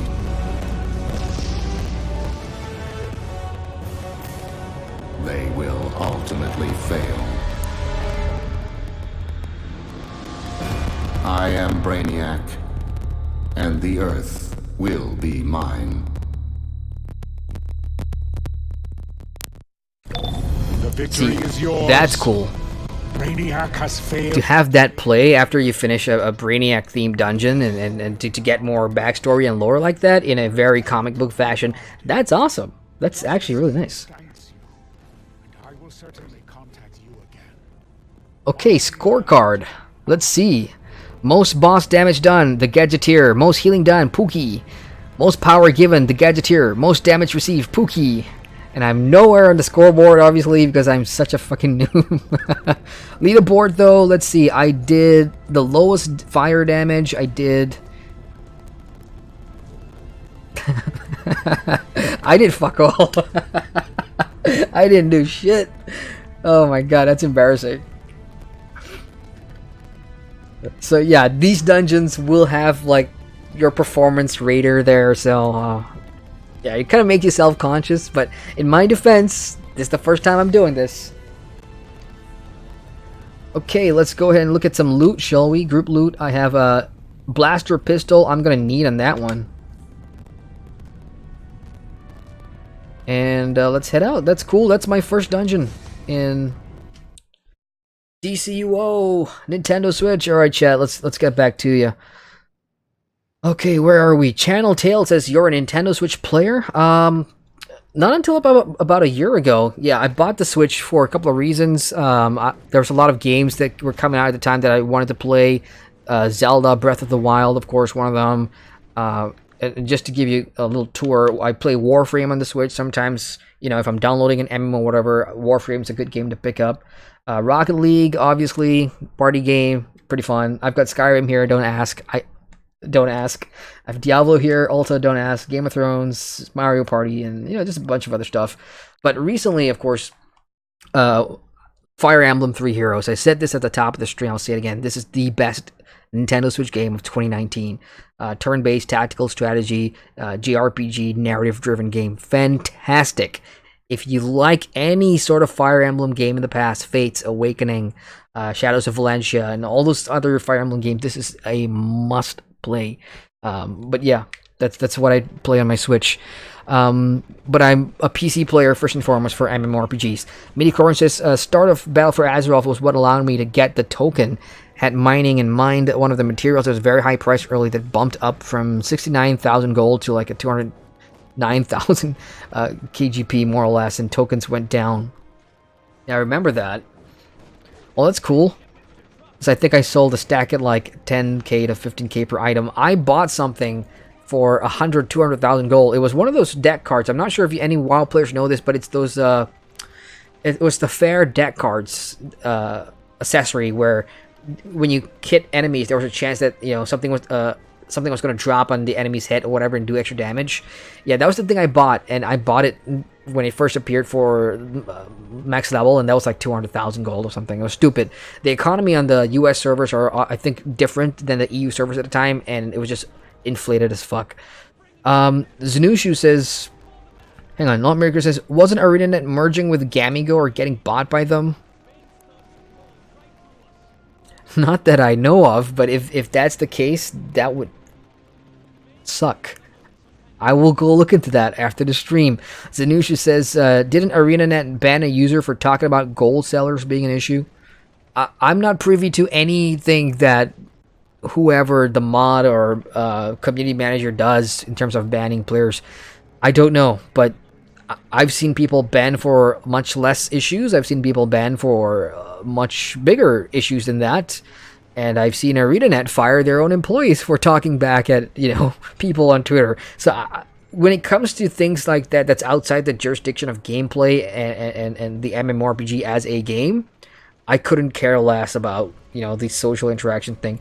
One of the reasons why you won't see me cover like drama sort of news stories unless it's absolutely related to gameplay and game and, you know, that's sort of the meat and potatoes of what makes an MMORPG thick. If it's just drama, you will not hear it from me. I do not give a shit about, you know, that kind of thing that happens to an MMO. So unfortunately I can't answer that. I don't know.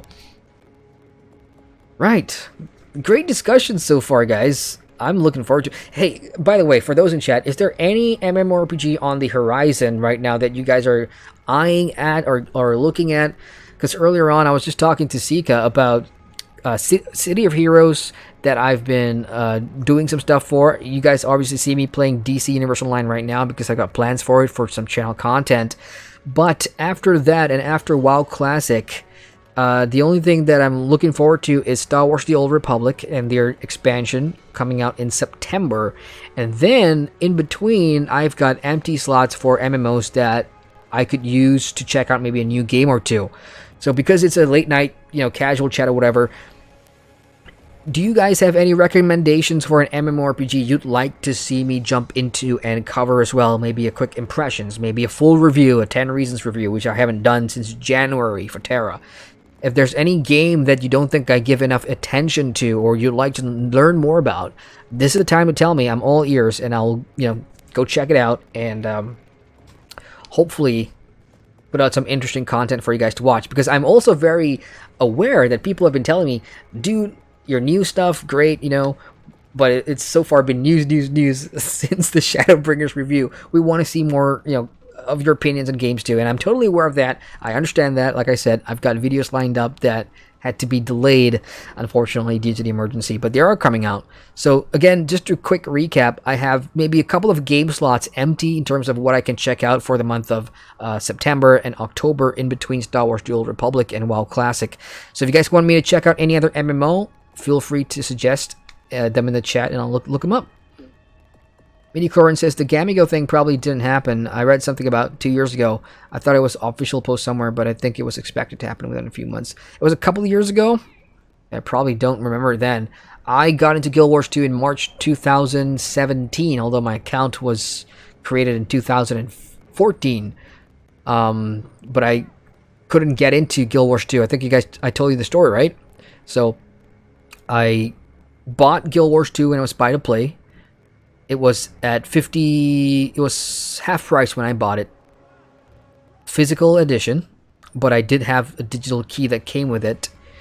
And then I got it. I played the first 2 hours in the area outside Divinity's Reach as a human. I hated it. True story. I fucking hated Guild Wars 2. I was like, what the hell is this? It just doesn't feel right. The questing is weird. It's off because I was, at the time, a Lord of the Rings online player. And then I just stopped for I stopped for 3 years. And then I came back when I created this channel to review MMOs. And I thought, okay, I'm going to give Guild Wars 2 another shot. And then I fell in love with it the second time around. It's a funny story. But yeah, 2 years ago. So yeah, I don't remember the Gamigo thing happening about 2 years ago. And I'm very thankful they did not merge with Gamigo. And if there's any Gamigo people watching, I'm sorry to say this, but there's not really a good perception about Gamigo in the public's eye, simply because of how it treats its own games, the monetization practices, the way games tend to go into maintenance mode after coming to Gamigo. I'm not saying any of this is like proof in the pudding in terms of what is going to happen to games that have recently gone under Gamigo. You think of MMORPGs like Rift, for example.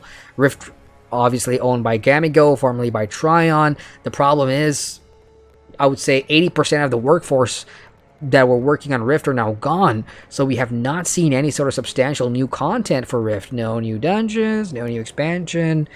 So yeah, that's sad because Rift is one of those great sort of the last guard of traditional theme park MMORPGs from the previous decade that was the next best thing to World of Warcraft Classic, if you will. Like, I've seen this discussion brought up, people asking, hey, what other MMOs are like WoW Classic in that sense, in terms of an old school kind of theme park MMO? Rift was very close to it, but it's gone a different way now under Gamigo.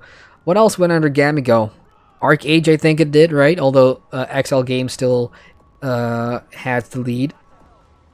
Speaking of ArcAge, Zanushin in chat says ArcAge is getting a revamp soon, and I did see that. I just need to figure out what exactly is going on. A revamp, if it's going to be from like the bottom up, kind of like early game revamp and everything, I would totally jump in and check it out. Like, my first impressions of ArcAge when I checked it out in early 16, I think, I wasn't fond of it. Even from the tutorial, you could tell what they were trying to do, and I just wasn't fond of the I would say the aesthetics. In terms of gameplay, I did enjoy that. I think ArcAge has at the time, a really unique gameplay, and it was something to rival Black Desert Online. Black Desert, if this is based on the time and where we are at now in today's landscape, BDO spent a lot of money on marketing globally, that is. And as soon as they made the decision to come to the West and they went with their entire marketing push, especially with it claiming to have the best graphics, the best character creator at the time, which you cannot argue with, and probably the best combat system too, when you think of the action combat for Korean MMO, they just hands down won. And there was nothing ArcH could do because they did not put in the same promotional push that BDO did to kind of catch up. ArcH is still popular, don't get me wrong, when you put it neck and neck with sort of BDO, but it just never sort of grew out of BDO's shadow, unfortunately. But I think ArcH, with what they were trying to do with the world, you know, the combat, even the PvP, the whole farming thing, and their life skill system, if you will, I thought was more interesting than whatever BDO had to offer. It's just that the way the game's trajectory has gone in terms of the decisions they've made, you know, more servers, bringing a lot of these monetization stuff into it, has sort of kind of dampened, like, my will to play it, if you will. But yeah, I'm looking forward to seeing what this revamp exactly, what exactly is, and then I'll probably do ArcH again.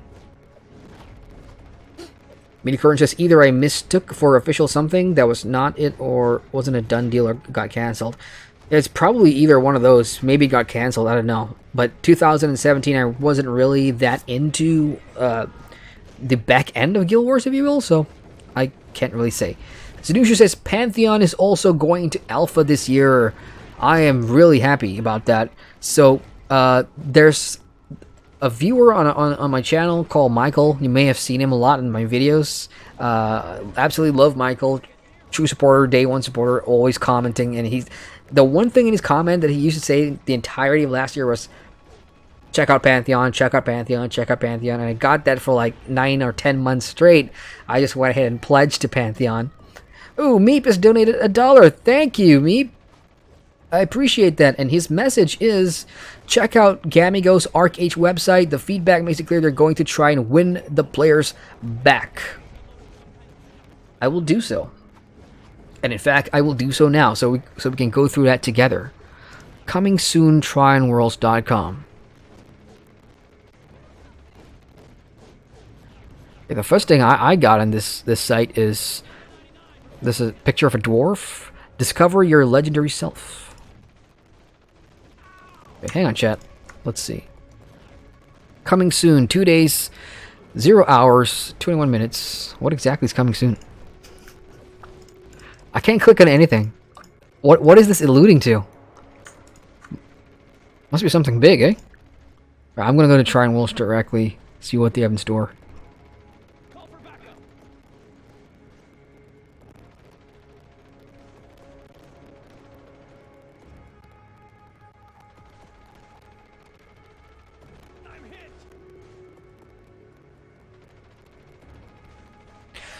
So I'm signed up to the.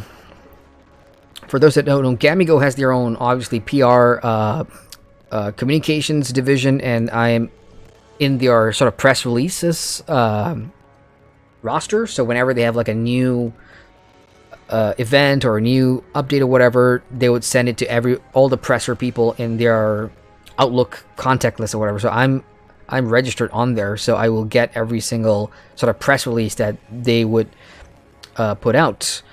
I did not get anything from ArcH, I have to say. Nothing. The latest one I see on the ArcH website right now, besides the countdown that we're looking there, I don't know what they're going to reveal, but on the ArcH website itself, the latest one is August 15. There's unicorns for your warfront, which it's a mount, unicorn. Spread your wings. And the last time I covered ArcH on my channels was for the Hiram stuff, right? Echoes of Hiram, which was the last big press release I got from Gamigo, not Tryon, about ArcH. So yeah, I will keep an eye on that. 2 days, that's like Monday for me, but I guess I will be keeping an eye to see what that's all about. Oh yes, my screen has gone dark. That's because the Nintendo Switch goes into like a sleep mode. But yeah, thank you, me, for bringing that to my attention. I will have that website up now, and I will be there when they discuss whatever it is they discussed. Show us, says Zanushu. I don't know how to do that. But yeah, it's basically that link. It's just a link to a page that says coming soon, and that's about it.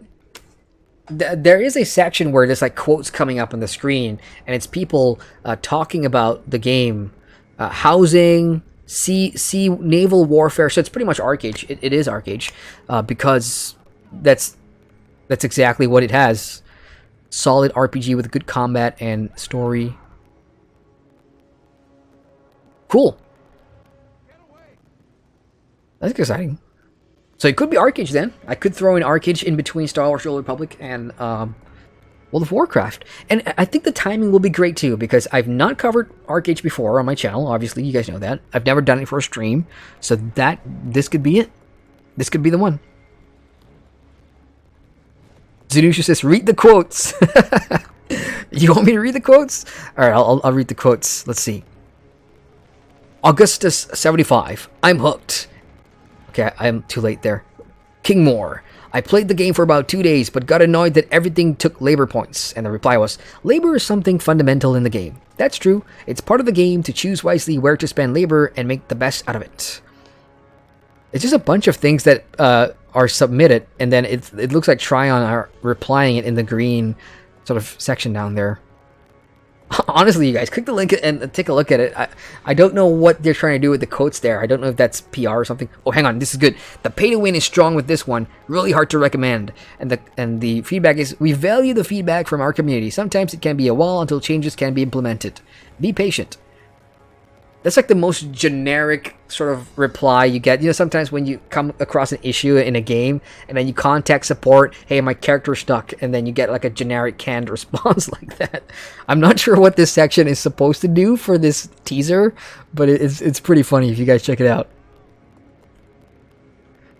Okay, let's see.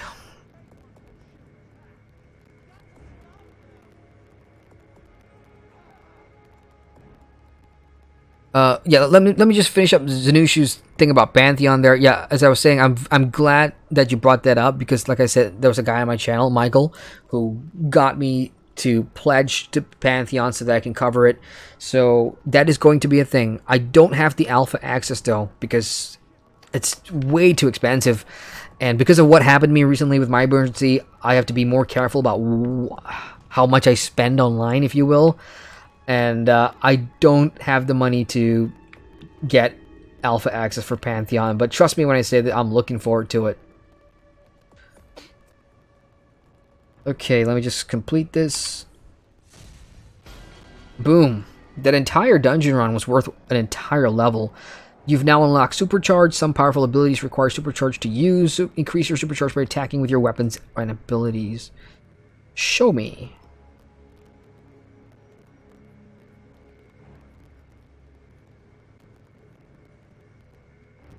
Probably tank stuff. That's cool. At least I feel like my character's growing now, which is always a good thing. Midichlorian says, Gamigo are the ones who are going to take over ArcAge, according to your recent Cry video. Haven't they already taken over? At least the parent company is Gamigo, and under that, the developers are still Axel Games. Isn't that the kind of structure right now? It says, right, yes, Gamigo is already yeah, they already own it. It's just that Axel Games has not given over the control yet. So it's kind of like Tryon are still working on Rift, but they're no longer called Tryon. They've been absorbed into sort of Gamigo. So I think but XL Games, on the other hand, if I'm not mistaken, they still keep their identity as XL Games, but they're owned by Gamigo. So because they still have that Korean aspect of it to deal with. If Gamigo wants ArcAge, they need to buy out XL Korea first, which is going to be an expensive venture, and I don't think they want to do that. Zanusha says, show us. Migor says to revamp. Read the quotes. Players used to say is the key wording there. Oh, used to say. I see. Okay, now that makes sense. So these are old quotes, and I guess they're kind of teeing up the future based on what everybody. This game can really suck you in and be great. And the reply was pretty funny there too. All right, I see what you're trying to say there. It's an issue. Thanks. Awesome. All right, so I guess ArcAge then is going to be something that we check out if the revamp thing is coming out later in the year. How soon? I don't know. I just do not wish to go through something like what happened at the end of May and June, where 3 big games or updates came out all in a space of 2 weeks. Elsewhere Chapter ESO, World of Warcraft 8.2, Guild Wars 2 came out with something, I can't remember what, and then Shadowbringers, the expansion, all in fucking like 2 weeks. There was absolutely no way I could do them back to back and make videos for it, so I had to stick with 1 or 2, and that's what I did. So if in the event that it happens again, I absolutely hope that this Arcade revamp doesn't fall on like the release of the Star Wars expansion, because that would just suck. I can't do two things at once. I have to only focus on one. So hopefully soon, though, I would like to see that in 2019, because 2020 is going to be a very interesting year. I've got plans, but I can't share what it is. But lots of stuff to do. Okay, I think I've had enough of DCO for one night. So I'm just gonna go ahead and see if I have any other stuff in my journal to turn in.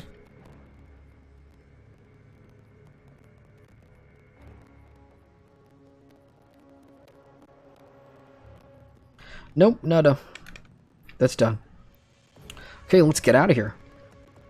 So, the old school way of getting out of DCUO is to hit the disconnect button in the options menu.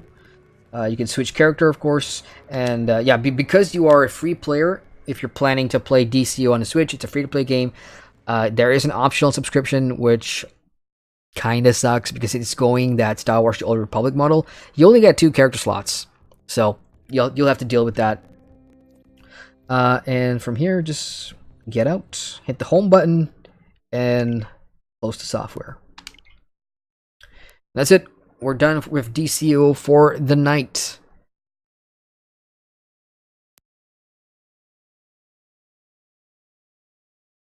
Okay, what time is it? It's 1:27 in the morning, y'all. So what's going to happen is for tomorrow, I've got a video coming out. It's something special. And then I've got another...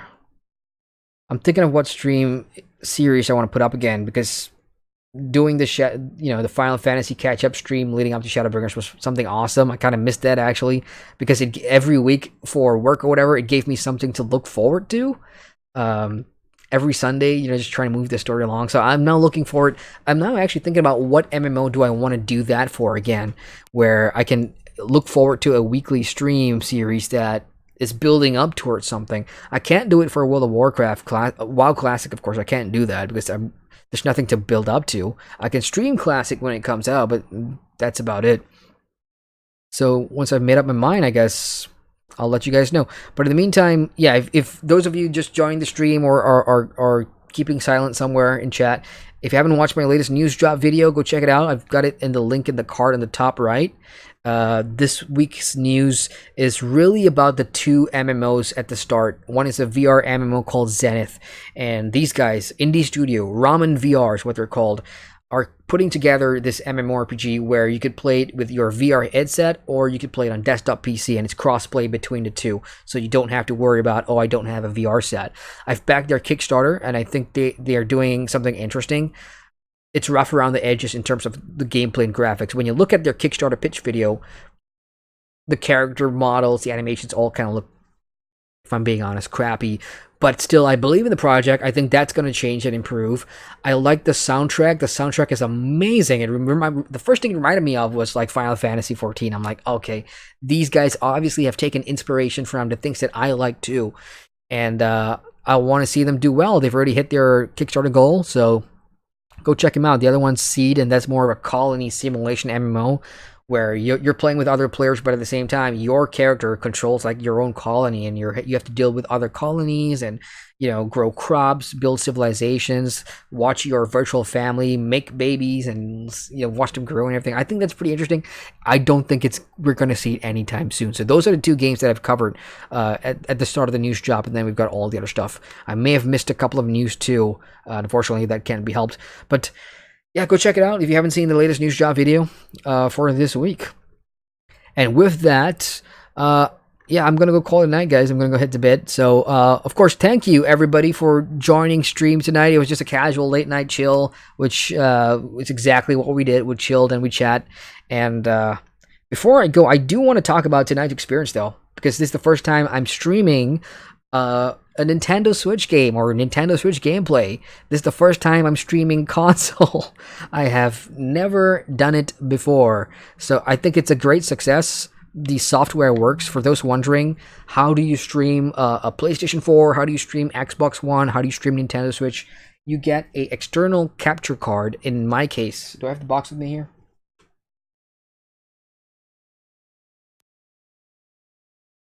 Camera. Okay, it's not here, but it's an Elgato capture card. The brand is called Elgato. The thing that I have is called an HD60S. Basically, you plug it into your Nintendo or PS4 or whatever, and then the other HDMI goes out into your PC.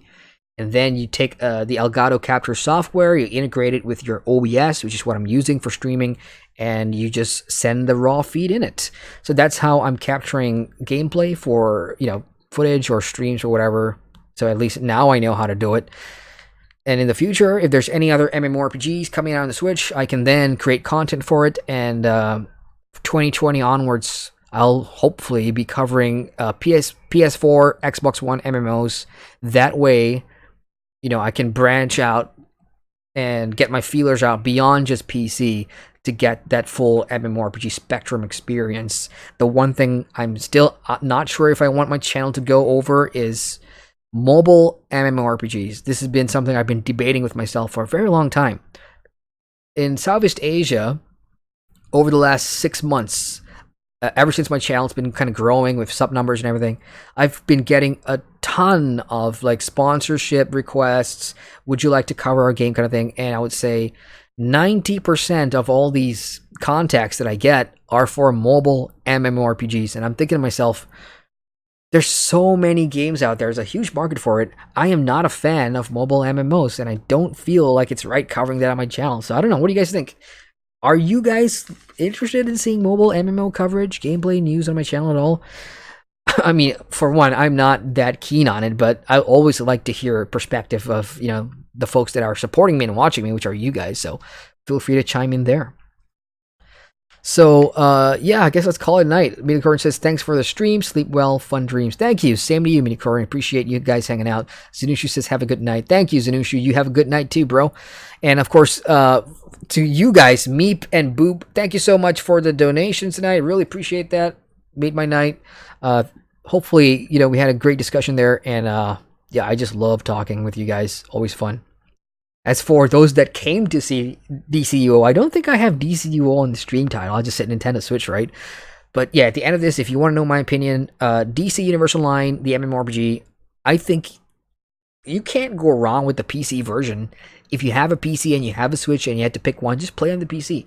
I'm having fun on the Switch version, as you saw, but it takes a while to get going, and I guess the PC version will still do everything better, but it's still fun. You're only playing with other Switch players, and you just saw me do my first dungeon, which was pretty decent.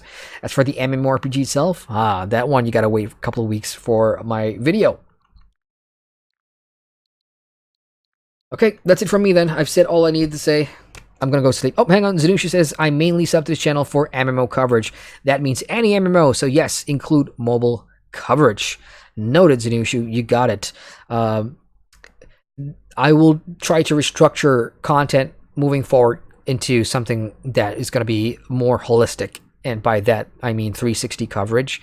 What are my plans? I mean, since you guys are so awesome, I guess I can share some internal planning, I suppose. One of my goals is to expand the channel a little bit and bring more people on it. So I want to bring one more person on to work on the channel in terms of having another voice on here on a permanent basis. So I'll still be here making videos, but you'll also hear from maybe another team member here or another team member there, and that way I can delegate the work. So I've got one guy or gal covering mobile MMOs, one person covering something else, and I'll cover something else. So that way we can get more content out, more videos per week, and all that good stuff.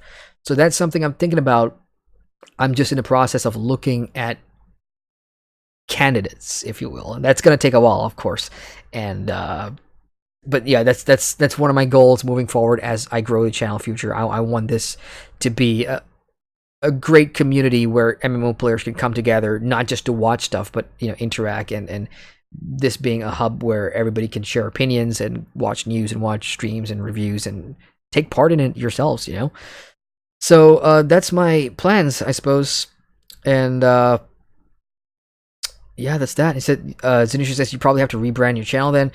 Yeah, it was something. Well, this could go on all night, because I did have like the entire thing pitched out onto a marketing deck. Actually, I did this way back in May this year, actually. But yeah, I don't want to get into all that. That's something for the future. It'll happen when it happens. But right now, I'm just focused on the next video. So yeah, that's it for me, guys. Thank you so much for hanging out tonight. I will see you sometime tomorrow for another video, or maybe another stream. I could do something else tomorrow night. Maybe jump into ESO and stuff like that. So yeah, I'm off to bed. Thank you so much for hanging out. Once again, I'm Adrian, and I thank you guys for watching. Later, all.